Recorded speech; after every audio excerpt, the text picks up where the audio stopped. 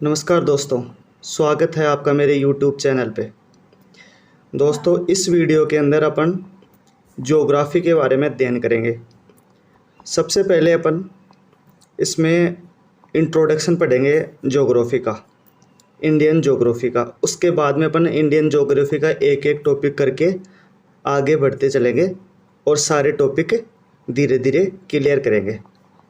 ये जो मेरे वीडियोज़ हैं ज्योग्राफी से रिलेटेड, ये सभी एग्ज़ाम में काम आएंगे आपको, चाहे वो राजस्थान की एग्ज़ाम हो, चाहे वो इंडिया की कोई भी एग्ज़ाम हो। और अपन सब कुछ क्लियर करेंगे, बेसिक से क्लियर करेंगे, जल्दीबाजी नहीं करेंगे और पूरा अपन पीपीटी के थ्रू एक एक चीज़ को क्लियर करेंगे। तो दोस्तों, ज्योग्राफी की डेफिनेशन देखते हैं। तो ज्योग्राफी दो शब्दों से मिलके बना है, एक तो जियो और एक ग्राफी। जियो और ग्राफी, जियो प्लस ग्राफी। तो जियो का सीधा सीधा मतलब है पृथ्वी। जियो का सीधा मतलब क्या है? पृथ्वी। और ये जो ग्राफी है, ये एक यूनानी वर्ड से मिलकर बना है, ग्राफिया। जियो का पृथ्वी हो गया, इसका मतलब होता है, ग्राफिया का मतलब होता है वर्णन करना। तो अपन यदि इन दोनों को मिलाते हैं, पृथ्वी को और वर्णन करना, तो ज्योग्राफी का सीधा मतलब हो गया कि जो पृथ्वी के बारे में वर्णन करेगा उसको अपन ज्योग्राफी कहेंगे। और इसके अंदर अपन इसी चीज़ का अपन अध्ययन करेंगे। ज्योग्राफी के अंदर पृथ्वी के बारे में अपन अध्ययन करेंगे। तो अपन आगे बढ़ते हैं। तो दोस्तों, आगे बढ़ते हैं और इंडिया की स्थिति के बारे में अपन अध्ययन करते हैं। तो इंडिया जो है, भारत है, उसको वर्ल्ड के नक्शे पे देखते हैं।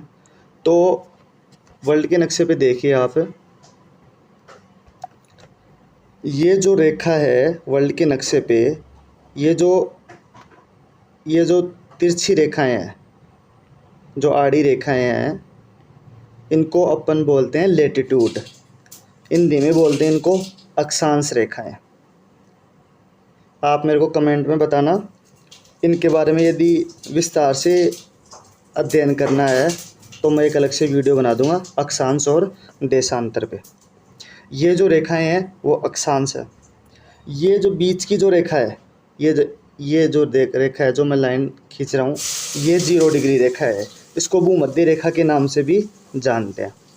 इस 0 डिग्री रेखा के ऊपर का जो पार्ट है, इसको बोलते हैं उत्तरी गोलार्ध। क्या बोलते हैं? उत्तरी गोलार्ध। और जो इसके नीचे का जो पार्ट है, इसको बोलते हैं दक्षिणी गोलार्ध। दक्षिणी गोलार्ध। अपन यूँ समझ सकते हैं कि जैसे मान लो ये एक पृथ्वी है, इसको 2 पार्ट में अपन बांटे। तो जो ऊपर का जो पार्ट है, ये वाला, इसको उत्तरी गोलार्ध, और ये नीचे वाला दक्षिणी गोलार्ध। और ये हो गई 0 डिग्री। ठीक है। अब एक 0 डिग्री होती है बिल्कुल खड़ी रेखा, जिसको ग्रीनविच रेखा के नाम से भी जानते हैं। Greenwich line. इस लाइन के पूर्व में और पश्चिम में गोलार्ध होते हैं। इनको अपन बोलते हैं पूर्वी गोलार्ध, और पश्चिम को बोलते हैं पश्चिमी गोलार्ध।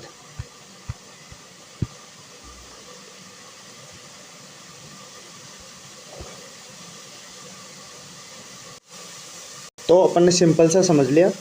अब देखो, मैं आपको दोबारा बताता हूँ इसके अंदर क्या है। 1 मिनट वेट करिए आप।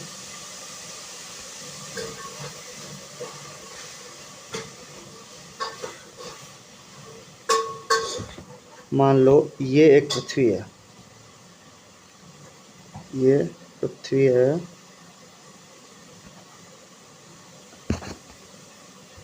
और ये जो लाइन है ये 0 डिग्री होगी। तो ये हो गया उत्तरी गोलार्ध, ये हो गया दक्षिण गोलार्ध। ठीक है, ऐसे ही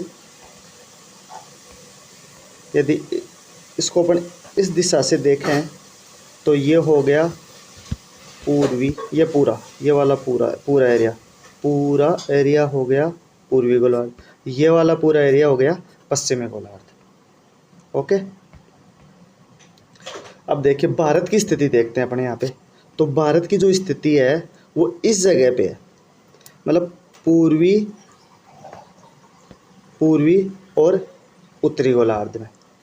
ये जो दिशा हो गई पूर्वी और उत्तरी गोलार्ध दिशा हो गई, यहाँ पे भारत स्थित है। अब अपन इस मैप में देखते हैं, इंडिया ये रहा।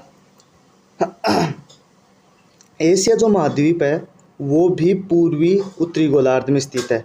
क्यों? क्योंकि ये लाइन तो ये हो गया एशिया, और एशिया के अंदर ही भारत स्थित है। तो अपन कह सकते हैं कि एशिया भी उत्तरी पूर्वी गोलार्ध का भाग है, इसलिए इंडिया अपने आप उत्तरी पूर्वी गोलार्ध का भाग हो ही गया। अब देखिए आगे, देखो दोस्तों मैंने इंग्लिश के अंदर लिख भी दिया है। India is located entirely in northern hemisphere, specially in southern central part of the continent of Asia. Hindi माध्यम के जो भी विद्यार्थी हैं वो कृपया एक बार कमेंट में मेरे को बता दीजिए, मैं हिंदी के अंदर भी लिख दूंगा फिर इसको, कोई दिक्कत नहीं है। आगे से अपन हिंदी और इंग्लिश दोनों में चल लेंगे। तो India is located entirely in the northern hemisphere, northern hemisphere का मतलब उत्तरी गोलार्ध, specially in the southern central part of the continent of Asia. तो ये एशिया है, तो एशिया के दक्षिण भाग में स्थित है इंडिया, यही लिखा हुआ है, in the southern central part of the continent of Asia. ठीक है, आगे देखते हैं।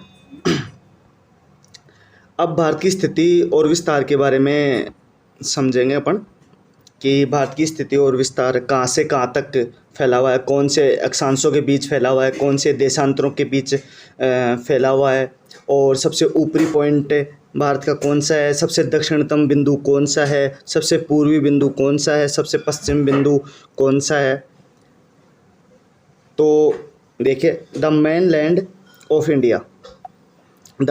Of India extend between latitude of 8 degree 4 minute north and 37 degree 6 minute north and longitude 68 degree 7 minute east and 97.25 east. ऐसा नीचे मैंने मैप में भी दर्शाया। The southern boundary extend up to, यहाँ से यहाँ तक। अब देखिए इसको अपन समझते हैं कि ये इसने क्या लिखा है, और इसके बारे में मैं आपको समझाता हूँ। देखिए, ये बोल रहा है कि जो इंडिया है वो, इंडिया क्या करती है, एक तो ध्यान में रखना कि चतुष्कोणीय आकृति है इंडिया की। ठीक है, अपन जैसे अब इस मैप को अपन इंडिया माने तो सबसे ऊपरी बिंदु, सबसे दक्षिणतम बिंदु, सबसे पश्चिमी बिंदु, सबसे पूर्वी बिंदु, इनके बारे में यहाँ पे बताया गया है। तो सबसे दक्षिणतम बिंदु हो गया 8 degree 4 minute. Okay, 8 degree 4 minute north से 37 डिग्री 6 मिनट नॉर्थ। ओके, देखिए दोस्तों, इसके अंदर दोनों के अंदर नॉर्थ आ रहा है। क्यों आ रहा है? क्योंकि भारत है वो उत्तरी गोलार्ध के अंदर स्थित है। जैसे कि मैंने अभी आपको ऊपर वाली स्लाइड के अंदर समझाया था कि भारत उत्तरी गोलार्ध में स्थित है, इसलिए ये जो है 8 डिग्री 4 मिनट उत्तरी गोलार्ध और 37 डिग्री 6 मिनट उत्तरी गोलार्ध जो है, दोनों के अंदर ही उत्तरी आ रहा है। इसमें से क्वेश्चन बन जाता है कई बार। एग्जामिनर क्या करता है, जब वो 4 ऑप्शन देता है तो आपका क्वेश्चन गलत करवाने के लिए नॉर्थ की जगह वो कभी साउथ लिख देगा, कभी ईस्ट लिख देगा, कभी वेस्ट लिख देगा, लेकिन ऊपरी और दक्षिणतम बिंदु की जब भी बात करेंगे तो भारत के उत्तरी गोलार्ध में स्थित होने के कारण नॉर्थ नॉर्थ ही आएगा। वो कैसे आएगा वो मैं अभी आपको एक्सप्लेन करता हूँ। देखिए, जैसे मान के चलो कि ये पृथ्वी है, ये पृथ्वी हो गई। एक मिनट रुकिए, मैं एक बार मिटा देता हूँ इनको, उसके बाद में क्लियरिटी से मैं साइड में आपको समझाता हूँ। ये पृथ्वी हो गई, ये 0 डिग्री रेखा हो गई, यहाँ पे इंडिया है, ये रेखा है, ये 0 डिग्री है। इस 0 डिग्री से अपन ऊपर की तरफ चलते हैं तो अक्षांश आते हैं, 1 डिग्री 2 डिग्री, जैसे जैसे ऊपर की तरफ बढ़ेंगे वैसे वैसे अक्षांश आएंगे। तो ऊपर की तरफ बढ़ेंगे तो उत्तरी अक्षांश आएगा। तो ये भारत का जो दक्षिणतम बिंदु आता है मुख्य भूभाग का, यहाँ ध्यान रखना है कि मुख्य भूभाग का दक्षिणतम बिंदु, आगे की स्लाइड में अपन समझेंगे कि तटीय सीमा का जो दक्षिणतम बिंदु है वो अलग है, मुख्य भूभाग का जो दक्षिणतम बिंदु है वो अलग है। तो मुख्य भूभाग का जो दक्षिणतम बिंदु है वो कन्याकुमारी वाली जो जगह है वो 8 डिग्री 4 मिनट आता है। क्या आता है? 8 डिग्री, जो कन्याकुमारी वाला है वो 8 डिग्री 4 मिनट आता है। और सबसे ऊपरी बिंदु है, अब जैसे अपन ऊपर बढ़ते चले जाएंगे तो अक्षांश भी बढ़ेंगे, तो सबसे ऊपरी बिंदु है वो 37 डिग्री 6 मिनट नॉर्थ आ गया। ओके, इसीलिए उत्तरी गोलार्ध में स्थित होने के कारण ऊपरी बिंदु भी नॉर्थ और सबसे निम्नतम बिंदु भी नॉर्थ। अब देखिए, पूर्वी और पश्चिमी बिंदु के बारे में अपन बात करें तो ये 0 डिग्री रेखा, इस 0 डिग्री से पूर्व की तरफ चलेंगे तो 1 2 ऐसे करते करते चलेंगे तो गुजरात का जब पॉइंट आएगा, सबसे पश्चिमी बिंदु आएगा इंडिया का, वो आएगा 68 डिग्री 7 मिनट ईस्ट, पूर्वी देशांतर। ओके, और भारत का जो सबसे पूर्वी बिंदु आएगा वो आएगा अरुणाचल प्रदेश, और उसका देशांतर आएगा 97 डिग्री, यहाँ पे लिख देता हूँ मैं, यहाँ समझ लेना एक बार, 97 डिग्री 25 मिनट। वैसे मैंने स्लाइड में लिख रखा है 68 डिग्री 7 मिनट पूर्वी और 97 डिग्री 25 मिनट ये पूर्वी देशांतर। दोनों के अंदर ध्यान रखना है कि पूर्वी देशांतर आएगा। मैं आपको ये जोर दे के इसलिए बता रहा हूँ क्योंकि वो ऑप्शन के अंदर अपन को भ्रमित करने की कोशिश करेगा, तो यहाँ पे आपको ये ध्यान रखना है। फिर देखिए, मैं आपको अभी बता रहा था कि मुख्य भूभाग का दक्षिणतम बिंदु अलग है और तटीय सीमा का दक्षिणतम बिंदु बिल्कुल अलग है। ओके दोस्तों, तो यहाँ लिखा हुआ है the southern boundary extend up to 6 degree 45 minute north latitude in Bay of Bengal. आगे स्लाइड के अंदर और भी सही से आपको समझ में आ जाएगा। तो आगे बढ़ते हैं। देखो दोस्तों,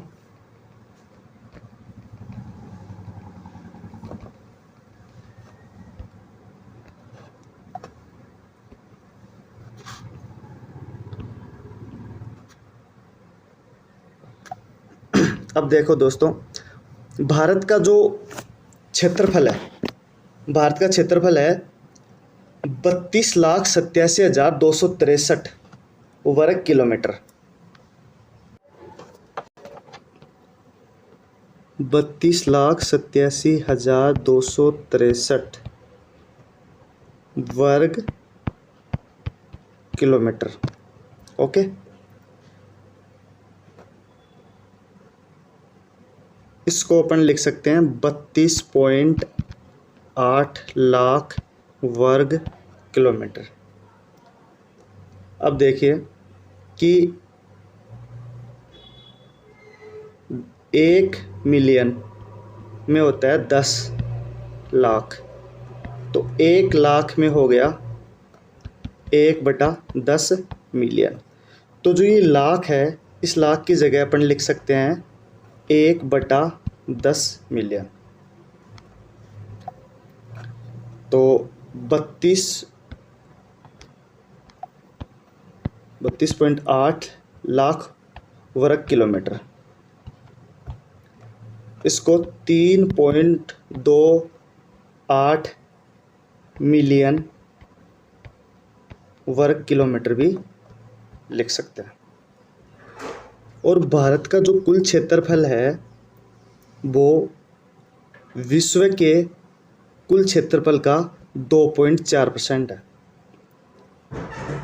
और क्षेत्रफल की दृष्टि से भारत है वो विश्व का 7वां सबसे बड़ा देश है। हालांकि ये पुराने फैक्ट हो गए, पहले पूछे जाते थे, लेकिन फिर भी अपन को ध्यान में होना चाहिए। इस 2.4% जो क्षेत्रफल है, इस 2.4% क्षेत्रफल पे विश्व की सबसे बड़ी जनसंख्या रहती है। पहले चाइना के बाद में अपन दूसरे नंबर पे आते थे, लेकिन अभी वर्तमान में अपन चाइना से आगे पहुंच गए हैं, जो कि वर्तमान में तकरीबन 140 करोड़ तक पहुंच गई है। और इसके आगे देखो, India has a total land boundary of about 15,200 kilometre. तो जो भारत की जो टोटल लैंड बाउंड्री है वो 15,200 किलोमीटर है। आगे देखते हैं आगे क्या बता रखा है। ये देखिए, मैं अभी आपको जो समझा रहा था ऊपर स्लाइड के अंदर, भारत का जो दक्षिणतम बिंदु है वो है 8 डिग्री